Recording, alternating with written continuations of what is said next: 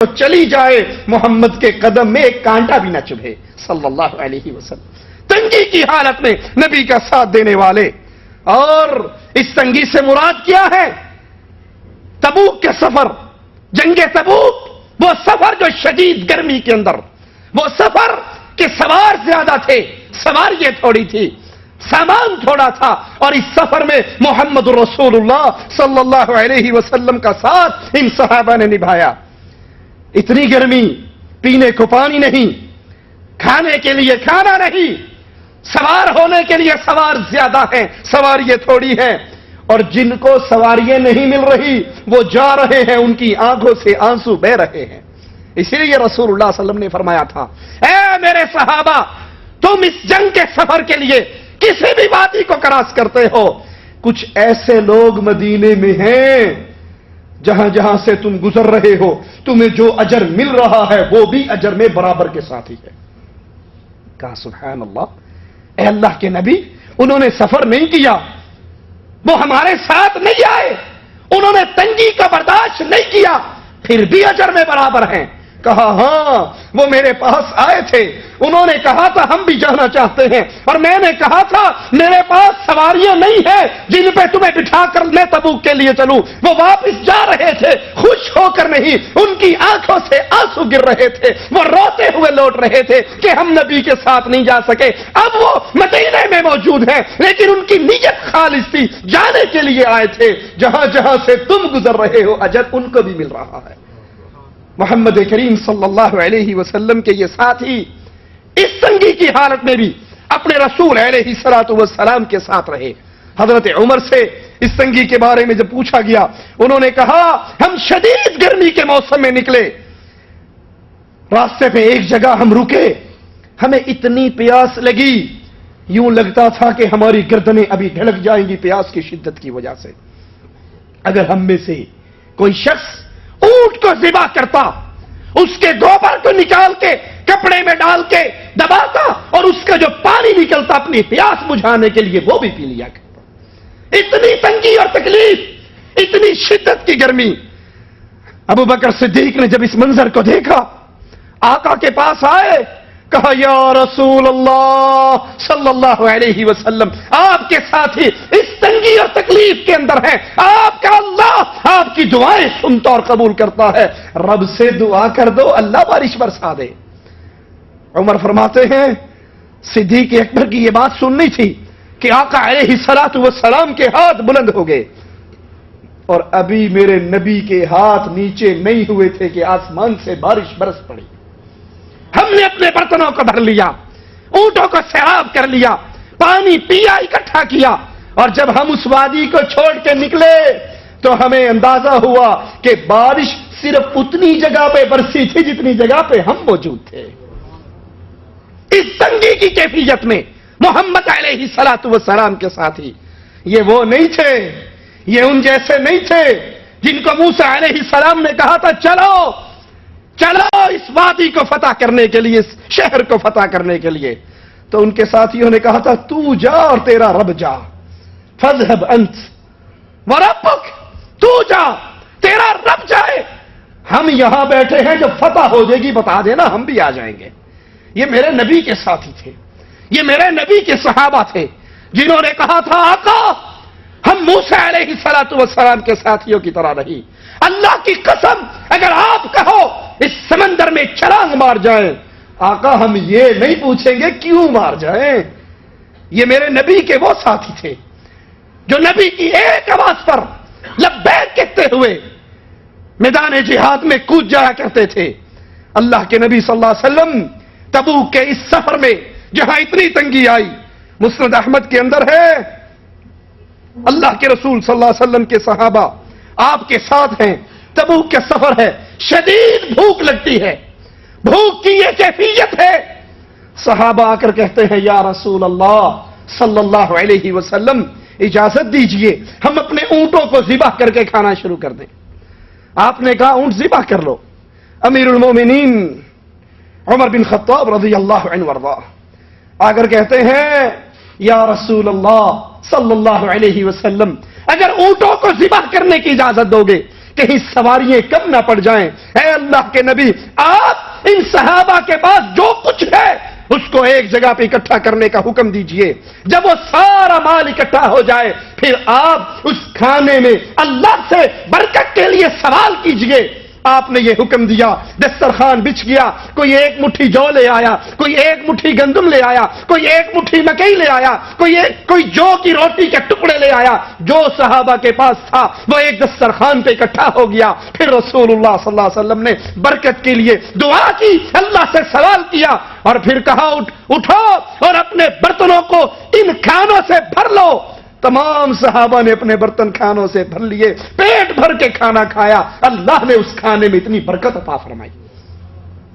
اتنی تنگی اور سختی کا دن، قتادہ رحمہ اللہ فرماتے ہیں کھجور کا ایک دانہ 2 صحابی آدھا آدھا کر کے آپس میں بانٹ لیتے، سارا دن ایک صحابی آدھی کھجور پہ گزار دیتا۔ پیاس کی شدت کو کم کرنے کے لیے سارا دن کھجور منہ میں ڈال کے چوستے رہتے، اس کی گٹھلیوں کو چوستے رہتے۔ لیکن اس حالت میں بھی محمد کے صحابہ نے نبی کا ساتھ نہیں چھوڑا صلی اللہ علیہ وسلم۔ یہ سب تکلیفیں برداشت کی، نبی کا ساتھ دیا، پھر اللہ ان سے راضی ہوا۔ آئیے قرآن سنتے ہیں، قل الحمد للہ وسلام علی عبادہ الذین اصطفیٰ، کہہ دیجئے تمام تعریفیں اللہ کے لیے ہیں، اس کے بندوں پر سلام جنہیں اس نے چن لیا ہے۔ میرے نبی کے صحابہ کو اللہ نے اپنے نبی کی صحبت کے لیے چنا۔ اس آیت میں اللہ نے جن بندوں پر سلام کہا، سلام بھیجا، ان کے بارے میں عبداللہ ابن عباس رضی اللہ عنہما فرماتے ہیں ان سے مراد محمد کے صحابہ ہیں صلی اللہ علیہ وسلم۔ اسی لیے عبداللہ بن عمر سے یہ روایت ہے، وہ فرمایا کرتے تھے اگر کوئی شخص اقتدا کرنا چاہتا ہے تو وہ اصحاب محمد کی سنت پہ عمل کرے جو فوت ہو چکے ہیں۔ وہ امت کے سب سے بہتر لوگ تھے، وہ سب سے زیادہ پاکیزہ دل والے تھے، سب سے زیادہ گہرے علم والے تھے، سب سے کم تکلف کرنے والے تھے۔ لہذا تم اپنے طور طریقوں کو نہ اپناؤ بلکہ ان کے طریقوں پہ عمل کرو، کیونکہ وہ محمد صلی اللہ علیہ وسلم کے ساتھی اور صراط مستقیم پہ چلنے والے۔ حضرت عبداللہ ابن مسعود رضی اللہ عنہ وارضاہ فرماتے اللہ نے اپنے بندوں کے دلوں کو دیکھا، ان میں سب سے پیارا دل محمد الرسول اللہ کا صلی اللہ علیہ وسلم۔ اللہ نے ان کو منصب رسالت عطا کیا، اس منصب کے لیے چنا۔ اللہ نے پھر لوگوں کے دلوں کی طرف دیکھا تو صحابہ کے دلوں کو سب کے دلوں سے افضل اور بہتر پایا، اور پھر رب نے ان کو چنا اپنے نبی کے ساتھیوں کے طور پہ۔ اور پھر صحابہ رسول کریم صلی اللہ علیہ وسلم کے اس دین کے نگران بنے، اس دین کی حفاظت کرنے والے بنے، اس دین کو لے کر اپنے گھروں سے نکلے اور دنیا کے اندر لا الہ الا اللہ کے پرچم کو غالب کیا۔ آئیے قرآن سنتے ہیں، محمد الرسول اللہ، میرے نبی صلی اللہ علیہ وسلم، یہ اللہ کے رسول، والذین معہ اشداء علی الکفار رحماء بینہم، اور جو اس نبی پر ایمان لے کر آئے، جو اس کے ساتھی اشداء علی الکفار، وہ کافروں کے مقابلے پر بڑے سخت، کافروں سے کفار سے ٹکر ہو تو صحابہ بڑے شدید، ورحماء بینہم، اور اگر آپس کا معاملہ ہو تو بڑے ہی نرم ہو، ہلکا یاراں تو ریشم کی طرح نرم، رزم حق و باطل ہو تو فولاد ہے مومن۔ اگر معاملہ اپنے مسلمان بھائی سے ہو تو صحابہ اہل ایمان ریشم کی طرح نرم ہو جایا کرتے ہیں، اور جب معاملہ کفار سے ہو یہ ریشم کی طرح نرم ہونے والے فولاد کی طرح شدید بن جایا کرتے ہیں۔ سوچئے کیا آپ اور میں بھی صحابہ کے طریقے پہ چلنے والے ہیں؟ اپنے مسلمان بھائیوں سے معاملہ نرم اور کفار سے دشمنی کا معاملہ ہے۔ ان کی کیفیت قرآن بیان کرتا ہے، تراہم رکعا سجدا، آپ ان کو دیکھو گے حالت رکوع اور سجود میں یہ کثرت سے رکوع کرنے والے، یہ کثرت سے سجدے کرنے والے۔ اسی لیے جبرائیل نے آ کر کہا تھا، یا رسول اللہ صلی اللہ علیہ وسلم، یہ آپ کی بیوی حفصہ یہ جنت میں بھی آپ کی بیوی ہے.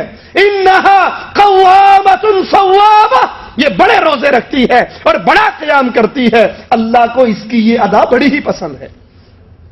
صحابہ سجدے کرنے والے، رکوع کرنے والے، یبتغون فضلا من اللہ ورضوانا، یہ اللہ کے فضل کو تلاش کرنے والے.